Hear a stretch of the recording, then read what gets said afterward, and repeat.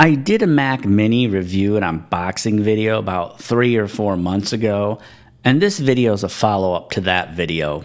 As you folks can see, I have the Mac Mini right next to my Windows PC. I like this setup a lot. The only thing I wish I could change about it is the fact that the Mac Mini is on top of my Blu-ray player.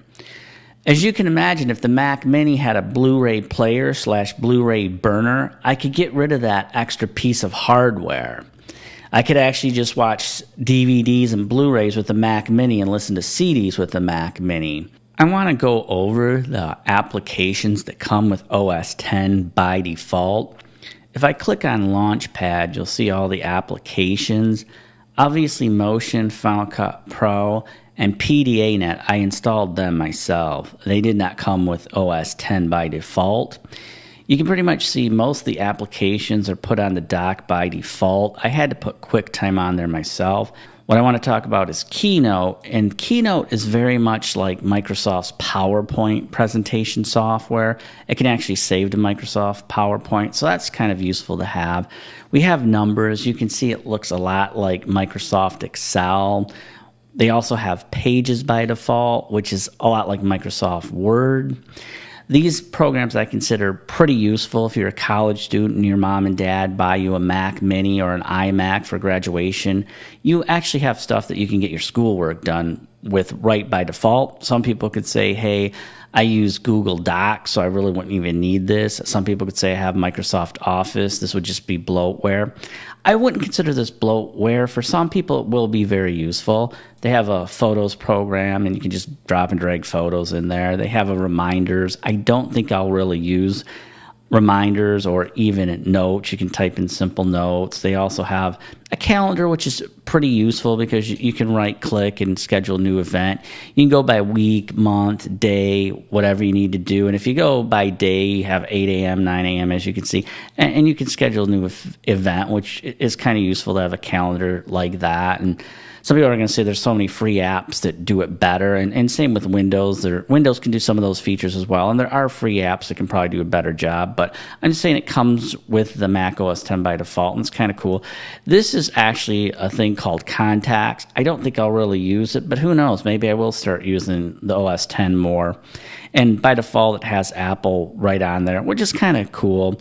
There is a dictionary. Now, some people can consider the dictionary kind of bloatware too, because most people say, hey, I just go on the internet. I think Safari works just fine. We've got GarageBand. I'll show a little bit of different, layouts and stuff that it has. I'm not going to really go too much into detail. I had to stop the screen recording software because iMovie kept dropping frames. I'm going to try and play it again real quick.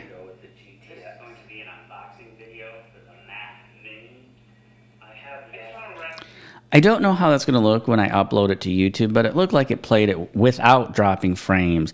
And it pretty much can play several different layers of AVC HD for you. The type of video that you'd get from a DSLR camera or that you might get from a cheap camcorder that you bought at Best Buy. So if you're a college student, iMovie might work just fine if you just want to, make a bunch of YouTube videos. And it's kind of nice that iMovie does come as a default program for the Macintosh OS. So I just wanted to make mention of that really quick. As people can tell, I've got Final Cut Pro as well. I've stacked 2 titles on top of one another.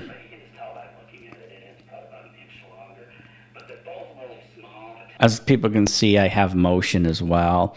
So that's pretty much the software programs that come by default with OS X. Like I said, Motion and Final Cut Pro did not come by default. I had to buy those 2 programs. But otherwise, all of the other programs will come by default if you get a laptop or a Mac Pro or a Mac Mini. Now, some people, like I said, could say that, Pages, Numbers, and Keynote are bloatware because you might have Microsoft Office. I don't consider it bloatware myself because I think it can be useful.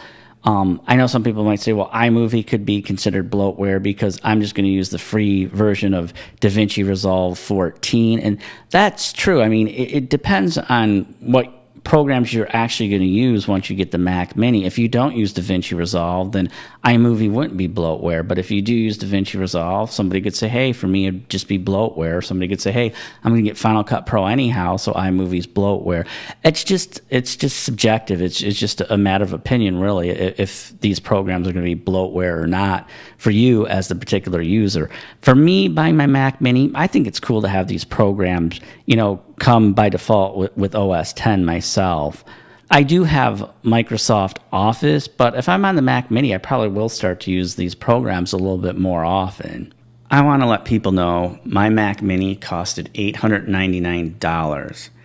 For that price, I have a 2.6 gigahertz dual-core CPU, 16 gigabytes of RAM, and a 1 terabyte mechanical hard drive. It is a laptop mechanical hard drive, so it can take the macOS a minute to actually boot up. It can take a good 40 seconds for my Final Cut Pro 10 projects to load. I bought this Mac Mini so I could familiarize myself with the Macintosh operating system and edit video from DSLR cameras as well as cheap camcorders from Best Buy. The Mac Mini I purchased will do both of those, but I can't deny the fact that for the price of this Mac Mini, a college student or a high school student could get a Microsoft Surface Pro or a $900 laptop and get a lot better specs. So I couldn't recommend this for the average high school student or the average college student. There's Microsoft Windows 10 alternatives that would be a lot better option. If you do want to get on the Mac platform and edit videos for YouTube, the little Mac Mini I've got would be a good option for you. It's not as expensive as some of the other Apple products, and it will edit video just fine. The reason why I think the Mac Mini was dropping frames when I was doing my tutorial or review, I guess you could say, is because I had all those programs open at one time, because it just takes way too long for those programs to open on this mechanical hard drive I've got, this laptop mechanical hard drive. Otherwise, Final Cut Pro and iMovie can play AVC HD video clips just fine, what you're going to find in like a DSLR camera or a cheap camcorder from Best Buy. It should work for any college student. It does come with Numbers, Pages, and Keynote, but that wouldn't be a reason to actually buy a Macintosh over a Windows computer. As I stated, some people are going to use Google Docs. Some people might just use Microsoft Works. It's cool that it comes with it, but it wouldn't be a compelling reason to buy an Apple computer.